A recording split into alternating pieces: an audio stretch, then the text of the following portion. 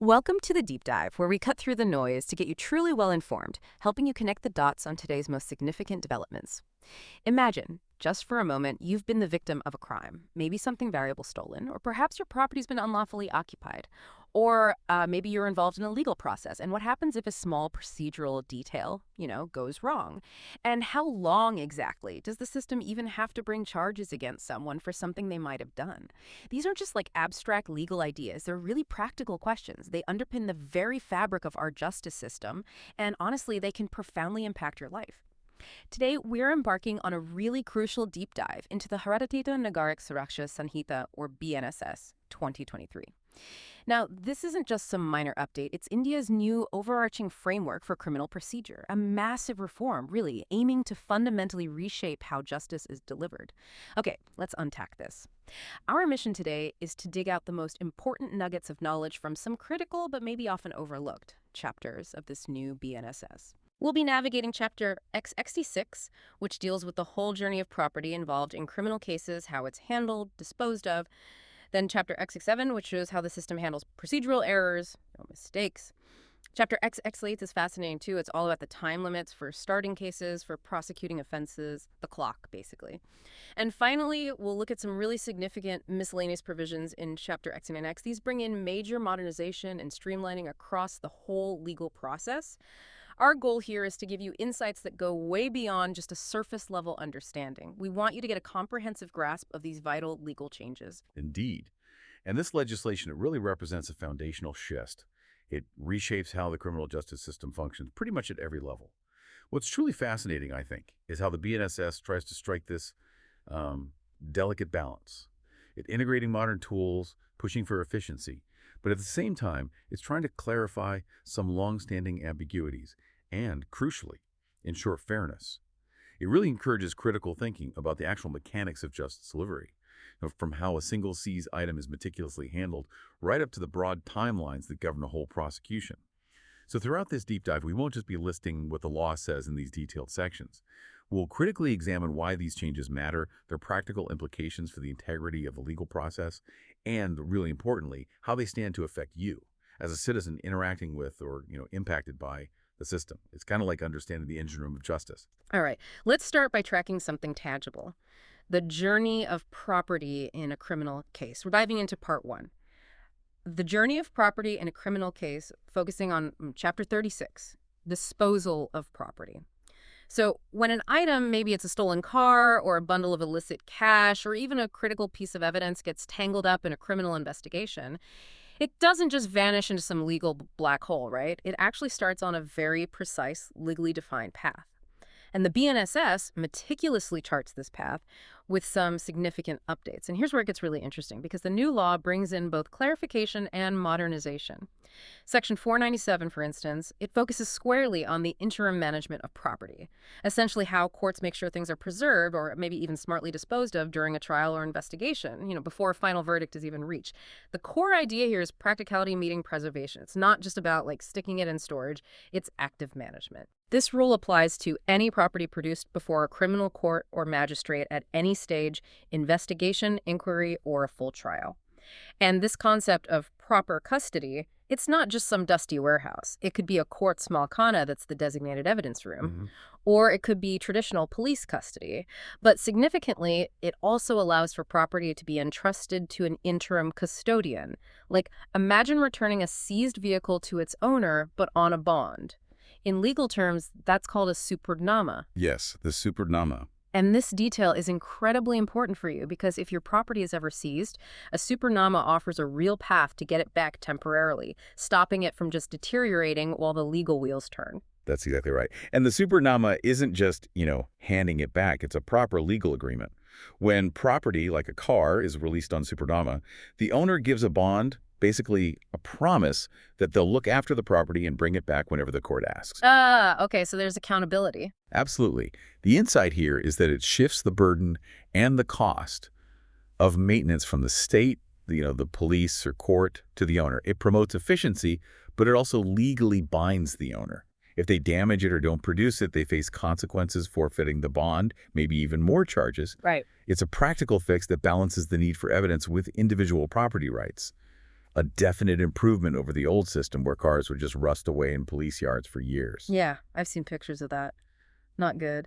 And it gets even more practical when we talk about perishables and expediency. Think about large amounts of seized drugs that come from plants or perishable food or even huge hauls of liquor. Mm-hmm.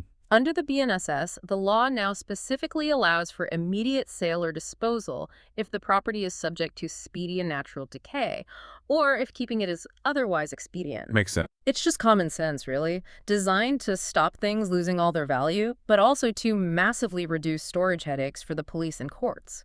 Without this, you could literally have, like, truckloads of seized mangoes rotting in an evidence locker. Imagine the smell. And the health risks, legal issues. Exactly. A nightmare. But here's where we see a truly significant modernization. The tech touch. The BNSS mandates detailed documentation for this kind of property. The court or magistrate has to prepare a full statement about the property within 14 days of it being produced. 14 days. And it's not just paperwork, it's explicitly backed by technology. Photography and videography are now legal requirements, not just suggestions. And get this, it can be done on a mobile phone or any other electronic media. Pretty accessible. That is modernizing. And these digital records, the detailed statements, the photos, the videos, they are now explicitly recognized as valid evidence. In any inquiry, trial, whatever, this is a game changer because it means the physical item itself can often be disposed of or destroyed or given back to the rightful owner without losing that crucial link to the case. So the digital record stands in for the physical item, essentially. Pretty much. And there's even a strict timeline for the final disposal. A tight 30 days after the documentation and photos, videos are done, the court must order its final disposal, destruction, confiscation, or delivery. Wow, 30 days. That's quick. That's a crucial point, and it does raise an important question. Why this push for speed and this embrace of technology?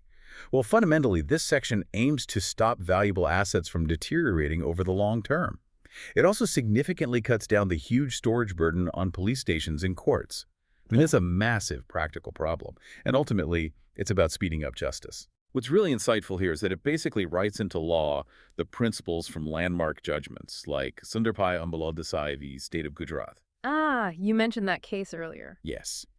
The Supreme Court back then was already lamenting the state of affairs, stressing the need for prompt action, especially with vehicles just left to rot in police stations, losing all value, becoming scrap.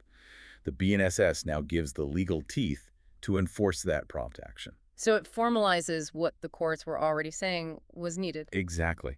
And beyond just efficiency, this provision radically changes the idea of physical evidence in Indian law. It's putting institutional trust in digital records, which is a big deal. It can reduce tampering with physical evidence, but it also makes robust digital forensics and secure storage absolutely critical. That's a good point. You need to make sure those digital records are secure. For sure. It marks a significant move from, seeing is believing to a reliable digital record is believing.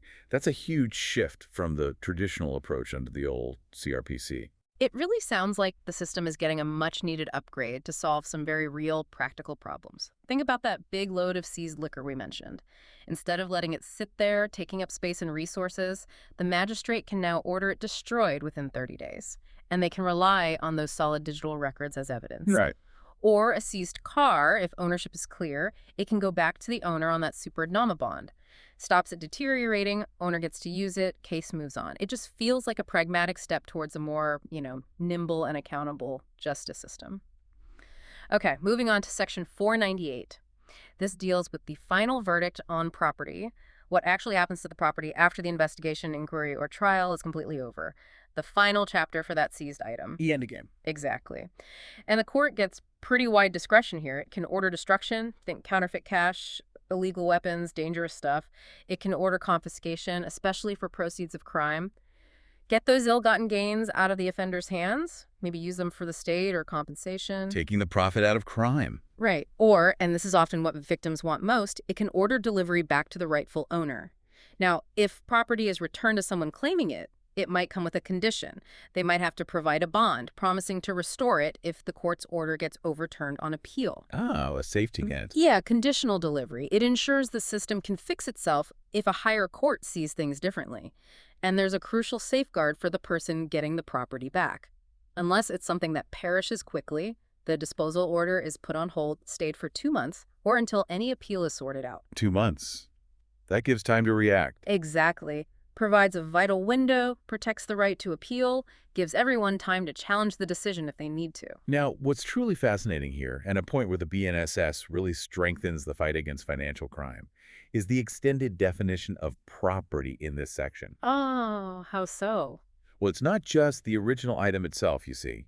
It explicitly includes anything it was converted into or exchanged for, or even anything acquired by that conversion or exchange. Ah, so it follows the money trail. Precisely. If we connect this to the bigger picture, this is absolutely crucial for tackling proceeds of crime.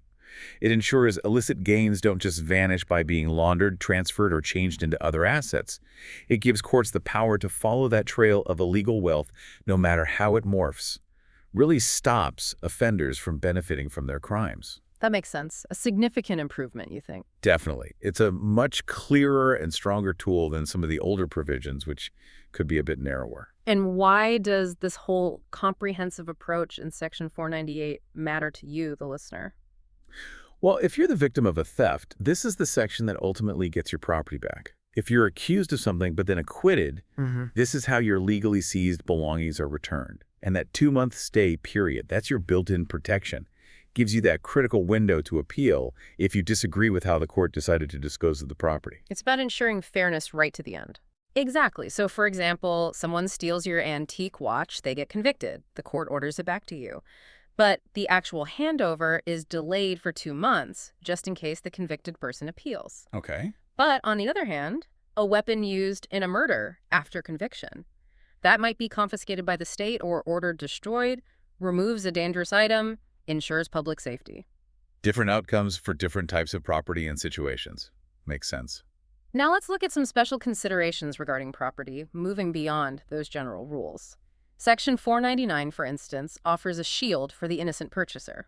This is an equitable remedy, aims for fairness beyond just strict legal rights. Interesting. How does that work? The core idea is profoundly just, really. If you innocently buy stolen property from someone you had no idea it was stolen, and then it's later returned to its true owner. Right, so you're out of pocket and you've lost the item. Exactly. This section allows you to be compensated, but specifically from money found on the convicted thief.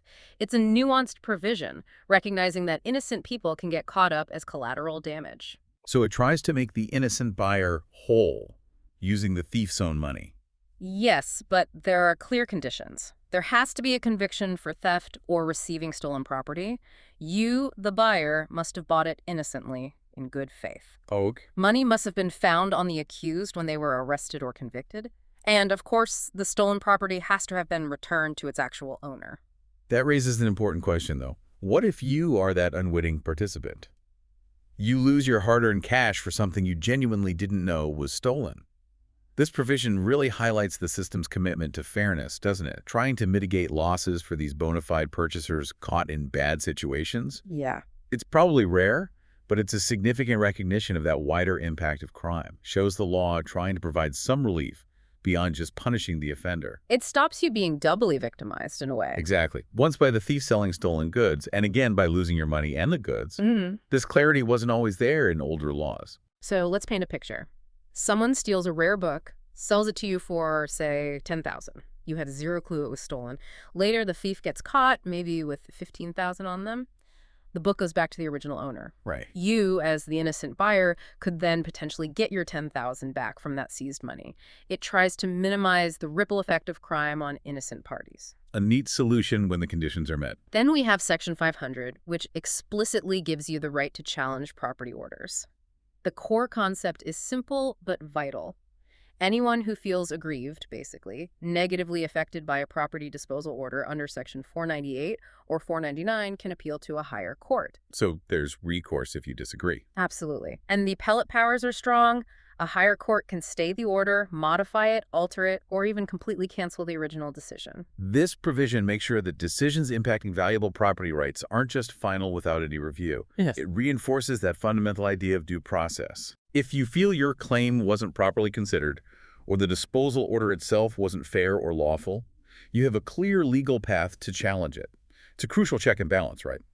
Ensures fairness and judicial oversight over these often significant decisions about people's assets. stops potentially arbitrary decisions at lower levels. Makes sense. Now moving on, Section 501 deals with eradicating harmful materials. Here, the core idea is that after someone's convicted of specific offenses, things like obscenity, defamation, or food and drug adulteration, the court has the power to order the destruction of the offending material. Getting rid of the harmful stuff itself. Exactly. Think of like pirated and obscene DVDs or publications found to be seriously defamatory with no factual basis, or maybe adulterated spices that are a public health risk. So it's not just about punishing the person. Right. It's also a proactive step for public safety, preventing the further circulation of harmful items. It's a direct response to crimes that endanger society, public health, or undermine public discourse. A public protection measure, essentially. Precisely. And Section 502 covers giving back what was wrongfully taken, specifically immovable property. This is a powerful one. If you are kicked out of your immovable property, your home, your land, through criminal force or intimidation, and the person who did it gets convicted for that offense, Yes. the court can, as part of the criminal case, order that property restored to you. Wow. Within the criminal proceedings. Yes. But there's a key detail. The order must be made within 1 month of the conviction. And crucially, this doesn't prejudice any civil rights. So complex disputes about who actually owns the title, those still go to civil court. Okay, so it's a faster, more immediate remedy for the possession issue arising from the crime. If we connect this to the bigger picture, this section offers a speedy summary remedy right within the criminal process for victims of forceful dispossession. Yeah, avoids the long civil route initially. Exactly. It's designed for immediate relief, bypassing the often lengthy and cumbersome civil litigation just to get back into your property. It's pragmatic, aims for immediate justice, acknowledging the trauma and urgency when someone's been violently thrown out of their home or land. But it's important to remember, as you said, it's a summary remedy. Yes, vital point. It addresses the criminal act of dispossession, but it doesn't settle complex civil title fights. Those are still for the civil courts, and that 1 month window is critical for its immediate impact. Right. So let's give a concrete example. Imagine person A is convicted of criminal trespass and assault for forcibly throwing person B out of B's house. Oh, yeah. Within 1 month of A's conviction, the criminal court, using Section 502, can order possession of the house immediately giving back to B. They can even use necessary force if A refuses to leave. So B gets back in quickly. Yes. But if there's still a deeper argument about who truly owns the house title, A or B can still take that fight to a civil court later. But B gets that crucial, immediate relief from the criminal act. A very practical provision for victims. Definitely. Finally, in this big chapter on property, let's look at police seizure and unclaimed property. This is covered in Sections 503 to 505, and it highlights the magistrate's key oversight role. Section 503 kicks in if police seize property, but it's not immediately brought to court during an inquiry or trial. Maybe the owner can't be found, or the items are too bulky, or maybe their evidentiary value is already recorded digitally under Section 497, right? Right, using those photos and videos. In those cases, the magistrate takes over custody and disposal. They can order it disposed of or delivered to the rightful owner, if that's clear. But if the owner is unknown, the magistrate can issue a public proclamation, basically a public notice asking for claims within 6 months, calling anyone with a claim to come forward. 6 months to claim it. Okay. And if no one claims the property within that 6-month window, and the person it was seized from can't prove they got it legally, then Section 504 empowers the magistrate.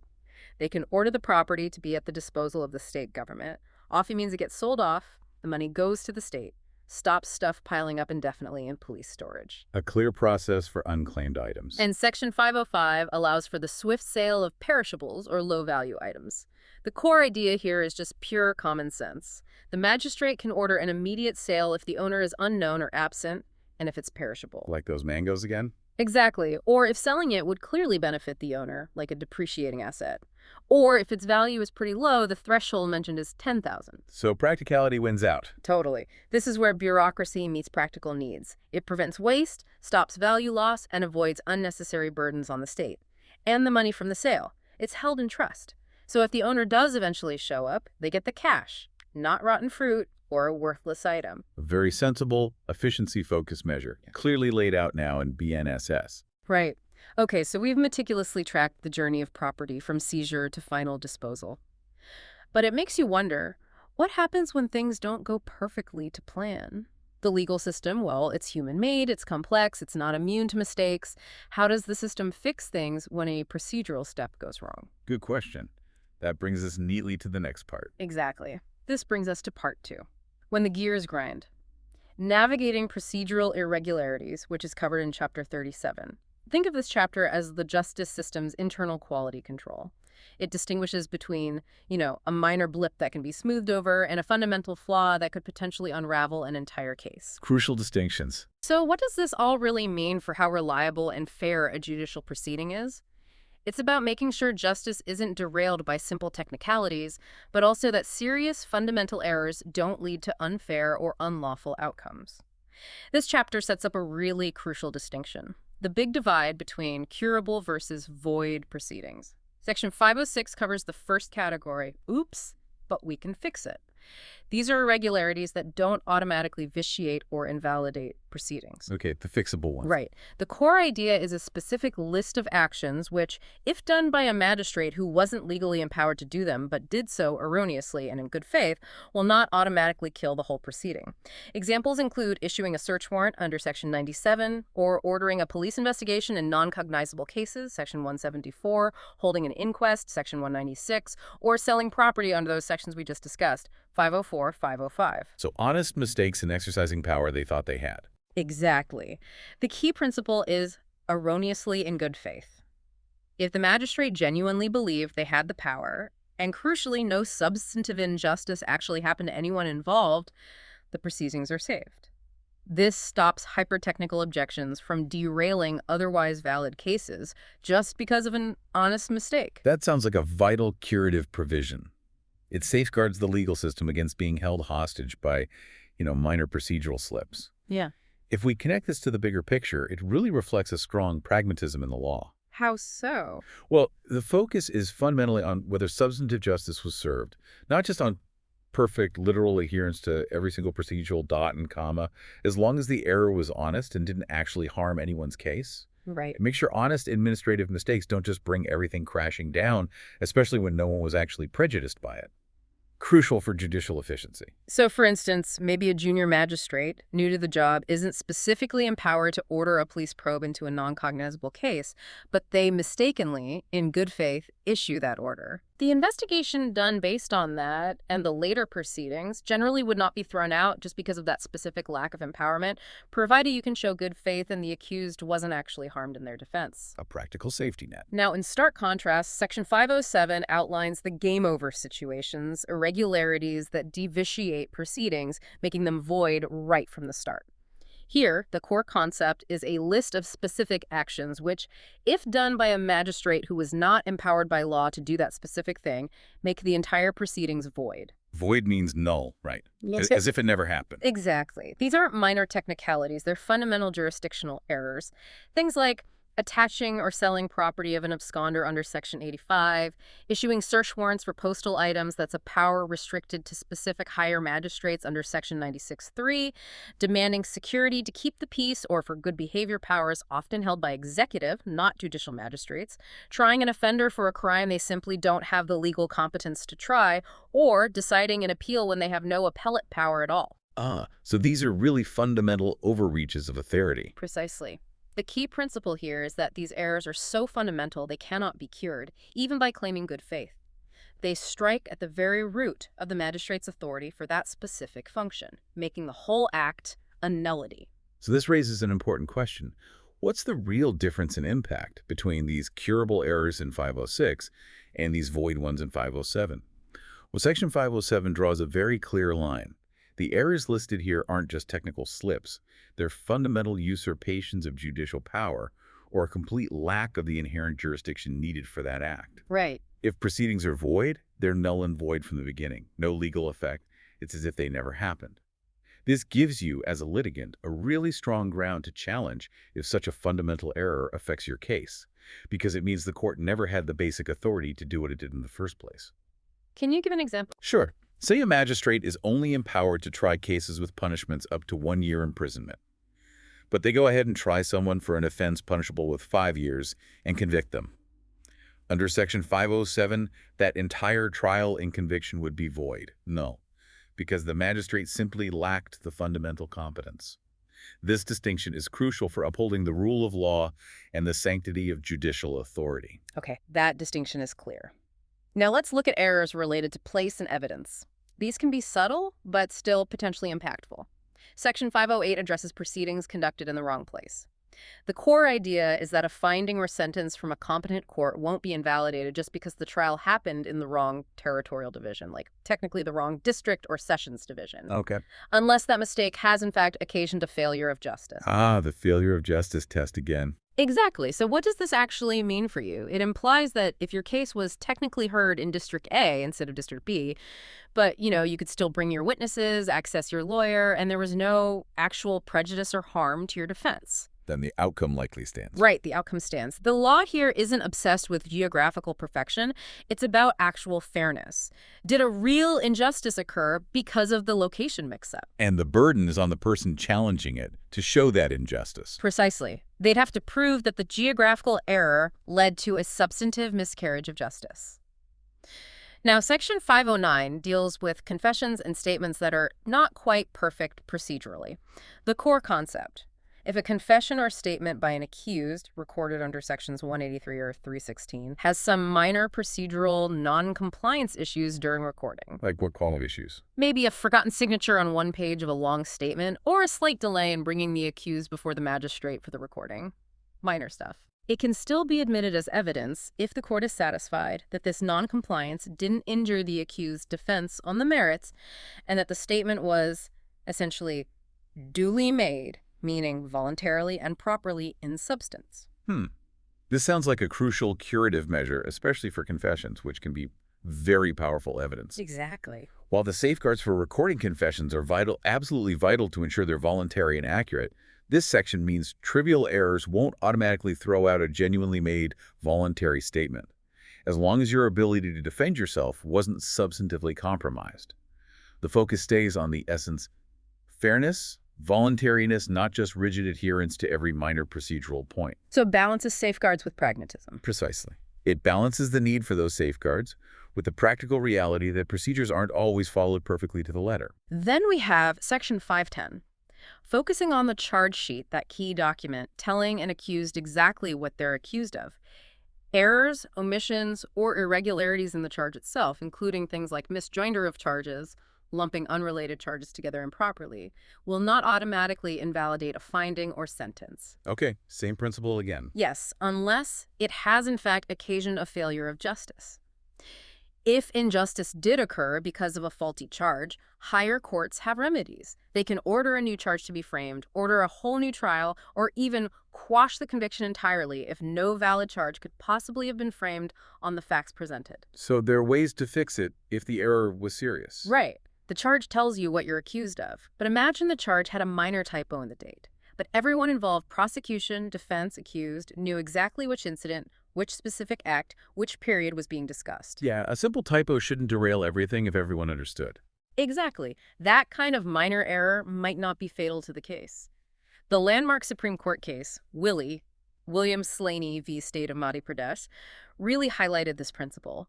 The code aims for delivering substantive justice, not letting people off on mere technicalities or insignificant procedural flaws. Substance over form, essentially. That's the recurring theme. And finally, we come to the overarching safety net provisions in this chapter. Section 511 is a general curative clause, really emphasizing substance over form. This is a broad and incredibly important provision. Basically, no finding, sentence, or order by a competent court can be reversed or set aside just because of any error, omission, or irregularity in any part of the proceedings. Any part. That sounds very broad. It is, whether it's in the initial complaint, the summons, the warrant, the final judgment, or even the sanction needed to prosecute someone. None of those errors matter unless it has in fact occasioned a failure of justice. There it is again. The crucial test. And when a court is deciding if an error really did cause a failure of justice, it critically considers if the objection could and should have been raised earlier by the person complaining about it now. Ah, so you can't just sit on an objection and spring it later. Generally, no. This is the ultimate safety net, really reiterating that core principle. The criminal justice system prioritizes the substance of a fair trial over minor procedural forms. And that failure of justice test, it's crucial. A court would look at whether the error actually deprived the accused of a fair hearing, or made it impossible for them to present their defense, or clearly prejudiced them in some way. Right. And if you or your legal team didn't raise an objection to a procedural irregularity when it happened, or at the earliest chance during the trial, it might be harder to argue later on appeal that it caused a failure of justice. It encourages diligence, right? Yeah. Raise concerns promptly, stops technicalities becoming convenient excuses later, while still providing a strong way to correct genuine miscarriages of justice. Makes sense. And Section 512 specifically protects attachments from formal defects. The idea here is that attaching property, say, seizing assets to recover a fine, isn't made unlawful, and the officer doing it isn't considered a trespasser, just because there was a defect or want of form in the paperwork, like the summons or writ. So minor paperwork errors don't invalidate the whole enforcement action. Correct. This protects bona fide actions by officers, stops them getting bogged down by minor typos or imperfections in legal documents, ensures the system can function without fear of trivial challenges that don't actually affect the substance of the legal process. Avoids punishing good faith enforcement for, like, clerical errors. Exactly. It keeps things moving. All right, let's shift gears now and focus on another critical aspect of ensuring timely justice. Part 3. The clock of justice, time limits for prosecution. This is all covered in Chapter 38. Why do we even have time limits in criminal law? I mean, imagine the chilling idea of being accused of some old, forgotten offense from years ago. Evidence would be gone, memories faded. Exactly. Crucial evidence long vanished, witnesses' memories totally unreliable. A fair trial would be almost impossible. Plus, it could be used for harassment, right? Definitely. Okay, let's unpack this. This chapter embodies a fundamental principle. Justice needs to be timely. Not just done, but done promptly. It ensures justice is pursued diligently, prevents harassment from stale cases, and importantly, keeps evidence fresh and reliable enough for a truly fair decision. Section 513 starts things off pretty simply. It gives a clear foundational definition for the period of limitation as it's used in this chapter. It directly links it to the specific time frames that are laid out in the next section, Section 514. Sets the precise legal boundaries for the chapter's rules. Simple, but crucial for clarity. No ambiguity about what period of limitation means here. Right. And Section 514 is where we find the absolute bar when the clock actually runs out. The core concept is stark. Courts are barred from taking cognizance, and just to remind everyone, cognizance is that first formal step a court takes to start a case, applying its judicial mind to the facts to see if a criminal proceeding should even begin. The starting gun, basically. Right. Courts are barred from taking cognizance of certain offenses after a specific time limit expires. This is a powerful protection for you. These time limits are categorized based on how serious the punishment for the offense is. If the offense is punishable only with a fine, the court can't take cognizance after 6 months. 6 months for fine-only cases. Okay.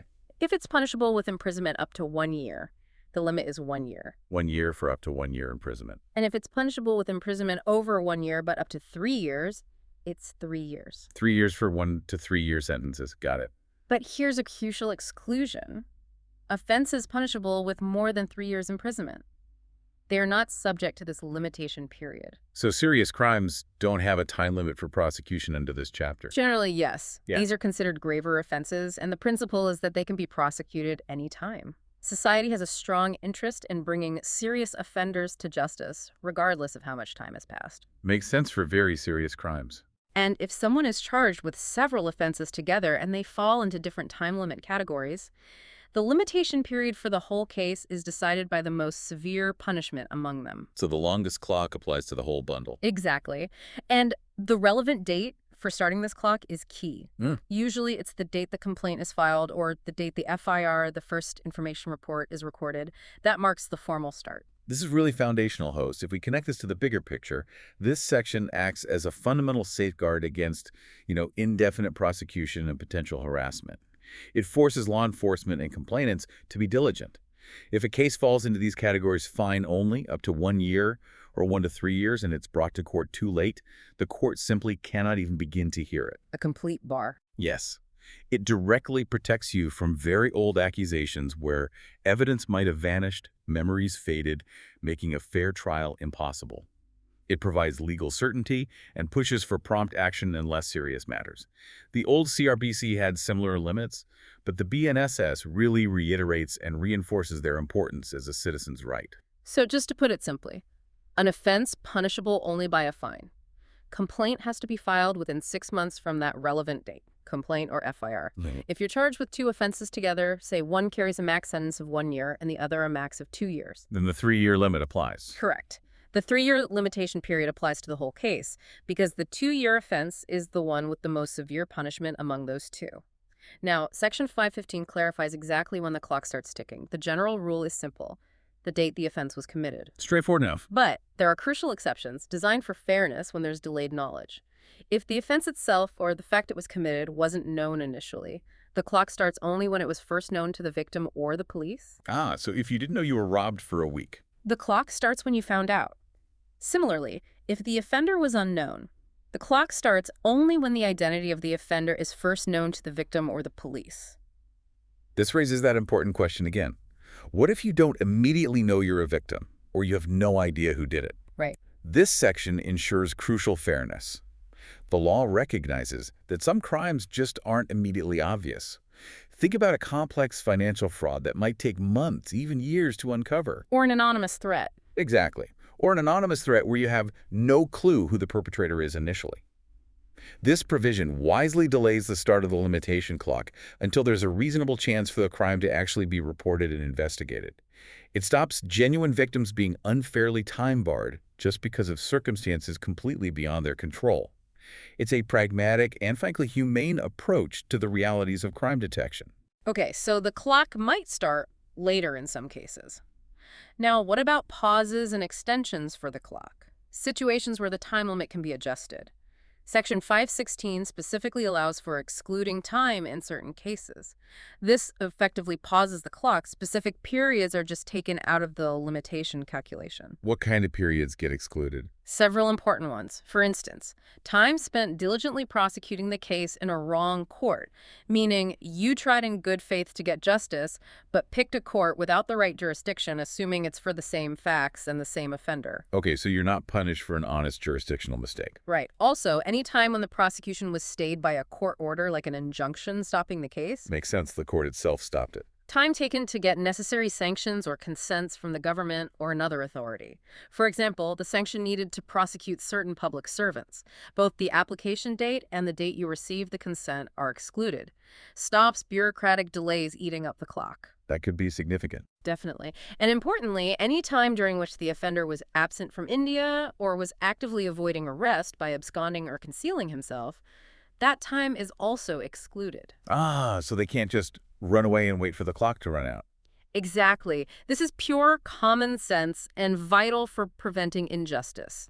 You can't be penalized for trying in the wrong court, or because a government department takes ages to give permission, or if the accused just vanishes. Real-world delays the law has to account for. Right. These are practical, real-world delays the law wisely accommodates to stop the ends of justice being defeated. For instance, if offender Z runs off for 2 years after committing a crime with a 3-year limit. Those 2 years don't count against the limit. Correct. Those 2 years of absconding are excluded. It effectively extends the time available to prosecute Z once they're caught. Prevents criminals from simply waiting out the clock by hiding. These exclusions are really critical then. They stop the limitation period becoming just an arbitrary barrier to justice. They acknowledge that real legal processes have complexities, admin requirements, and sometimes deliberate evasion by offenders. By pausing the clock in these specific situations, the law makes sure that genuine efforts to prosecute aren't unfairly stopped just by time passing. It's a balanced approach, keeps the spirit of timely justice, but accounts for practical problems. Now, Section 517 covers court closed days. Make sure you don't miss out because of a holiday. The core idea is simple. If the very last day of the limitation period happens to fall on a day the court is officially closed, like a public holiday or a weekend. You get an extra day. Yes. You can still file your complaint, and the court can take cognizance on the very next day the court reopens. This is a standard and very practical legal principle, often summed up by that Latin phrase, lex non cogit ad impossibilia. The law doesn't force you to do the impossible. It stops you being disadvantaged by a holiday or weekend. Ensures your basic right to approach the court isn't accidentally wiped out by circumstances you can't control. A simple but necessary administrative safeguard. Makes perfect sense. Then, Section 518 deals with the ever-running clock for continuing offenses. For continuing offenses, these are crimes that aren't just a single act, but an ongoing situation, like unlawfully occupying land or running an unlicensed factory without permission. Things that keep happening day after day. Exactly. For those, a fresh period of limitation begins at every single moment the offense continues. Wow, so the clock restarts constantly. Essentially, yes. This is critical to understand. The clock for these kinds of offenses doesn't just run out based on when it first started. Each day the unlawful act carries on, a new start date for the limitation period gets triggered. You can't just wait out the clock if the wrong is still being committed. The legal liability keeps renewing itself. What's truly fascinating here, host, is how the law adapts to the very nature of certain wrongs. A continuing offense is fundamentally different from one that happens once and is over. Yeah. This provision ensures there's perpetual accountability for ongoing violations. It emphasizes that the legal consequences for such acts keep going as long as the wrongful conduct persists, rather than being time-barred from some initial starting point. It's a powerful tool against persistent illegalities. Definitely keeps the pressure on to stop the continuing wrong. Finally, in this chapter, Section 519 outlines the judicial override when delay can be excused. This allows for an extension of the limitation period. This is a crucial discretionary power given to the courts. Even if the standard limitation period has expired, any court can still take cognizance of an offense if it's satisfied that either 1, the delay in starting the case has been properly explained, or 2, taking cognizance is necessary in the interests of justice. This discretionary power, what we're calling the judicial override in Section 519, it really is the ultimate safety valve in this whole limitation system. It's where the strict letter of the law can yield to the spirit of justice. It allows courts to factor in the human element in legal timelines, balancing those strict deadlines with the absolute need for justice. But host, given how important strict timelines usually are, for preventing harassment and ensuring fair trials, what kind of criteria would a court actually use to decide if a delay was properly explained? Or if extending the limit is truly necessary in the interest of justice? It can't just be arbitrary, can it? No, absolutely not arbitrary. And that's where the court's wisdom and experience really come in.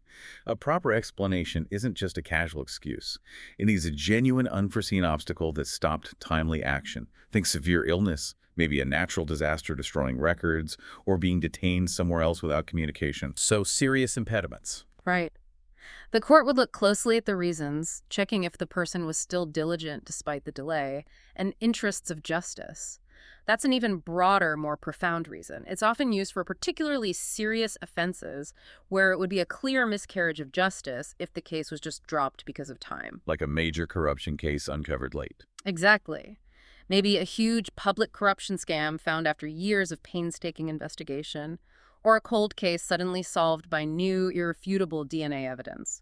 The court has to do a delicate balancing act here, weighing the accused's right to a speedy trial against society's overriding interest in bringing serious offenders to justice. A tightrope walk, you said earlier. It is. But it ensures justice remains possible in truly exceptional situations, instead of being rigidly blocked by a clock. A crucial flexibility, then. Definitely. All right, let's dive into our final section, Part 4. The Systems Gear's Miscellaneous Operational Insights, covered in Chapter 39.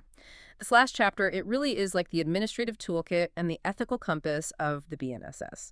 It covers a wide range how high courts operate, the integrity expected of public servants, and significantly, how technology is set to revolutionize the entire system. We can kind of group these into themes: judicial oversight, ethical boundaries, and modernization. First, let's look at the High Court's multifaceted role. Section 520 clarifies those rare times when high courts act as trial courts. The core idea is, when a high court tries a criminal case in its original jurisdiction, meaning hearing it directly, not on appeal, which is rare. Yes, very rare. It must follow the exact same procedure as a court of session. This makes sure that even in those extraordinary situations where the high court itself runs the trial, all the fundamental safeguards, all the detailed procedures that an accused person gets in a normal sessions trial are strictly maintained. Consistency is key. Exactly. It guarantees procedural consistency and fairness, right at the highest level, no matter which court hears the original trial. It protects against any deviation from established fair trial norms, even by the highest court itself. Okay. Then Section 523 gives high courts rulemaking power specifically for the criminal courts below them. High courts can make rules they need state government approval, especially about petition writers. regulating their licenses, their conduct, their fees, even penalties if they misbehave. Petition writers. Yeah, Those would be people who help draft legal documents but aren't necessarily lawyers. that's right. So this provision is about ensuring quality and integrity in the lower courts, especially for people who rely on these petition writers for really crucial legal drafting. An administrative safeguard, then. Yes, for fairness and transparency.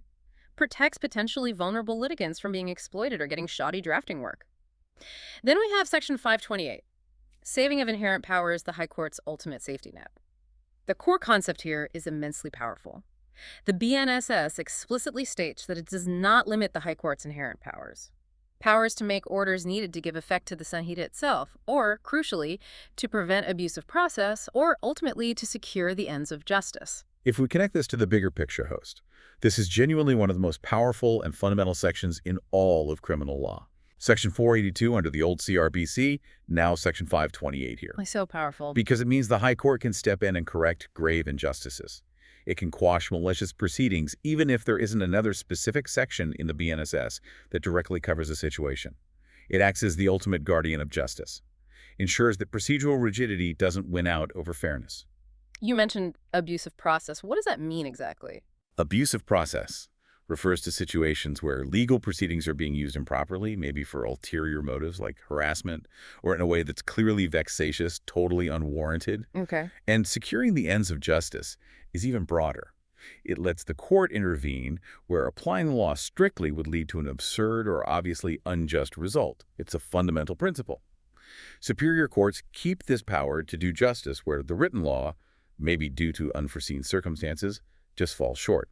This provides immense relief for people caught in genuinely unfair or malicious legal fights. So, let's think of a real scenario. Say a clearly false FIR is filed against you purely out of spite by a rival. Yes. And letting that case just proceed through the system would be an undeniable abuse of the court process, causing you huge harm. You could go to the High Court under this section. Exactly. You can appeal directly to the High Court using these inherent powers, asking them to quash the proceedings.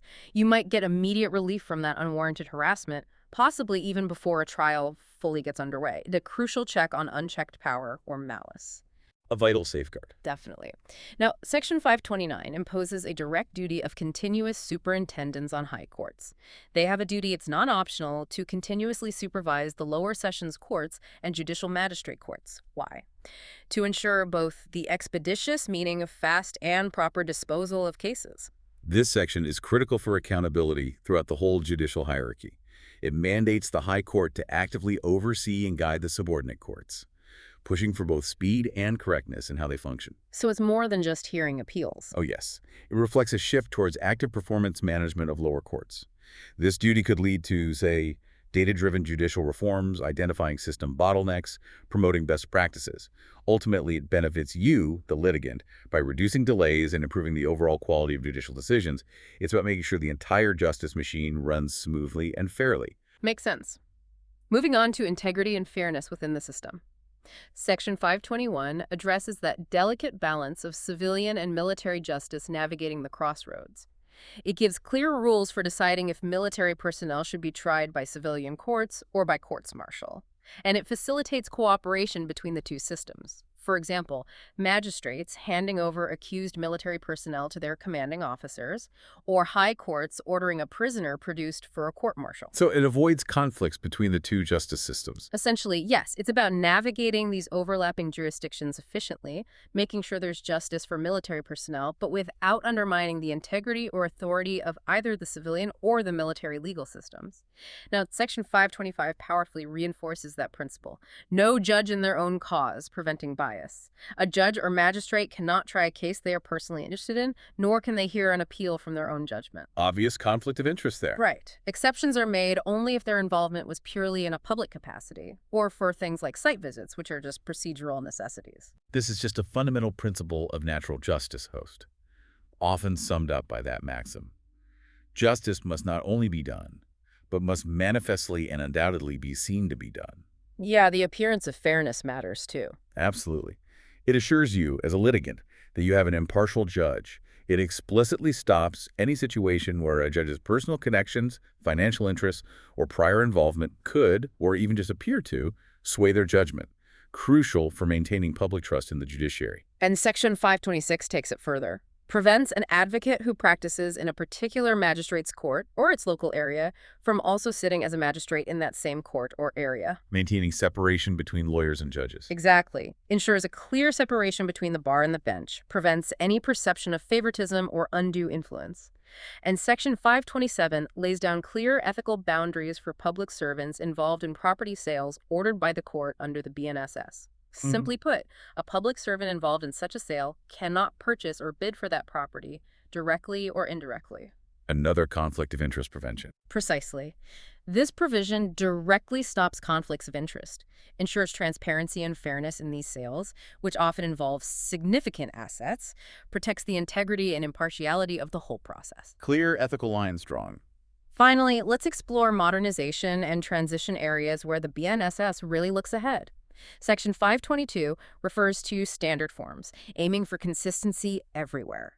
The BNSS provides standardized forms in its second schedule for all sorts of legal documents, summons, warrants, bonds, etc. Templates, basically. Yes, and these forms, maybe with necessary small changes for specific cases, are deemed legally sufficient. How does that help? It simplifies and standardizes legal documentation, ensures clarity, uniformity, and legal adequacy in court processes that might affect you, reduces ambiguity, ensures a predictable legal framework across the country. Less room for confusion or error in drafting. Hopefully. Now, Section 524 addresses shifting roles, specifically from executive to judicial magistrates. This is a fascinating development, really touching on the separation of judiciary from the executive branch. With a legislative resolution and consultation with the High Court, state governments can now transfer certain functions from executive magistrates over to judicial magistrates. What kind of functions? Things like demanding security for keeping the peace or handling those tricky land disputes that are likely to cause a breach of peace. This is a significant move, Hose. It really underscores a broader philosophical shift, doesn't it? Oh, so? It allows states to further judicialize functions that were historically handled by the executive branch. This could potentially enhance fairness, accountability, and judicial scrutiny in these critical areas that affect public order and property disputes. Under the old CrPC, many of these functions were with executive magistrates who report up through the state government. By bringing them under judicial magistrates, who are supervised by the High Court, it promotes greater judicial independence. And potentially more consistent legal application. Exactly. Potentially more consistent application of legal principles. It feels like a progressive step towards strengthening the judicial role in a range of preventative and administrative functions that directly impact citizens' lives and liberties. Interesting shift. Then, arguably, one of the biggest, most impactful changes in the entire BNSS, Section 530, the digital leap electronic proceedings. You know, for years, especially during the pandemic, we saw courts scrambling to use virtual hearings, e-filing. Yes, out of necessity. But under the old CrPC, it was largely ad hoc, often without clear statutory backing. Now, the BNSS provides a clear, expansive mandate, the core concept. All trials, inquiries, and proceedings under the BNSS may be held in electronic mode, using electronic communication or audio-video means. All proceedings. That's huge. It is incredibly comprehensive, includes everything. Issuing summons, examining witnesses, recording evidence, even conducting appeals. This isn't just a suggestion, it's a foundational shift. Expert, beyond just efficiency. What does this formal statutory backing truly mean for the future of Indian justice compared to that previous discretionary approach? And what are the crucial things to consider for equitable access, ensuring justice for everyone? You've hit the critical point, host.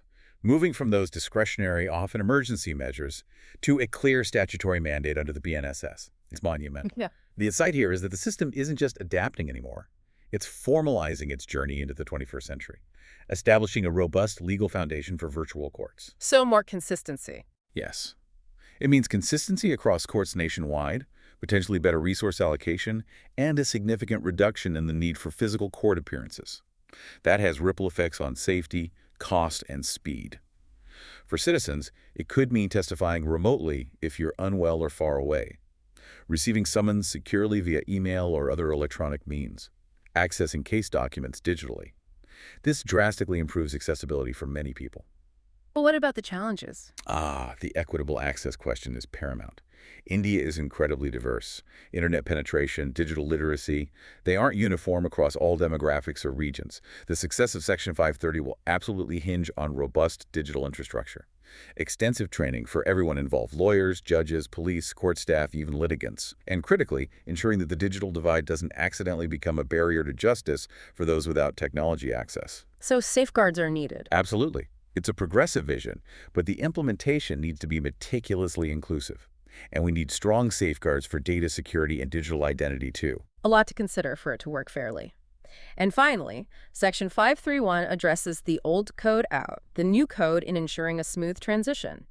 It formally repeals the old Code of Criminal Procedure 1973, CrPC. Gone. End of an era. But it includes absolutely crucial savings clauses to prevent chaos during this massive legal overhaul, specifically pending cases.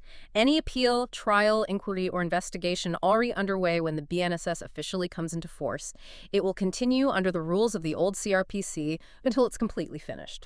So no changing rules mid-game. Exactly. Prevents mid-process rule changes, past actions valid, existing notifications, proclamations, rules, orders made under the old CrPC. They're considered valid under the new BNSS until they're formally superseded. Provides continuity. Okay. No revival of time-barred cases. Importantly, the new BNSS does not bring back cases that were already time-barred under the old CrPC's limitation periods.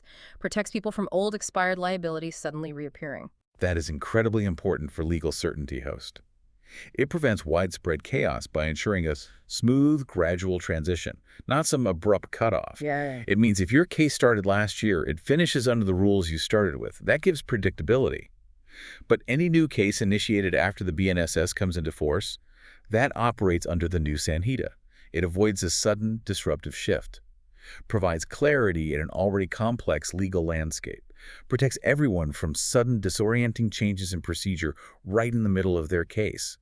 It's a thoughtful way to handle such monumental legislative change. Wow, what an extensive journey we've taken today. Really deep. From the meticulous custody and disposal of a seized item, through that intricate maze of procedural rules and safeguards against errors, to the strict ticking of the legal clock for prosecutions, and finally, diving into the exciting new digital age of justice, actually mandated by the BNSS, it's just so clear that this new framework touches every single aspect of a criminal case. Every corner. We've really seen how this monumental reform aims to be more efficient, hopefully more transparent, and ultimately fairer in how it all works. If we connect all this to the bigger picture, what really stands out, I think, is the Sanhita's clear intention to truly modernize and maybe even humanize the criminal justice system. It's about ensuring not just punishment, but proper process, equitable remedies for victims and for innocent parties caught up in things, and pushing for swift action. And this raises, I think, an important question for you, our listener, to really ponder. How will these detailed statutory changes, especially that significant shift towards electronic proceedings and the renewed focus on timely justice, how will these fundamentally reshape your experience and your expectations of justice in India in the coming years? It's not just a new set of laws on paper. It feels like a blueprint for a more responsive, more accessible, and definitely more technologically integrated legal future. And its impact, that will be felt by every citizen.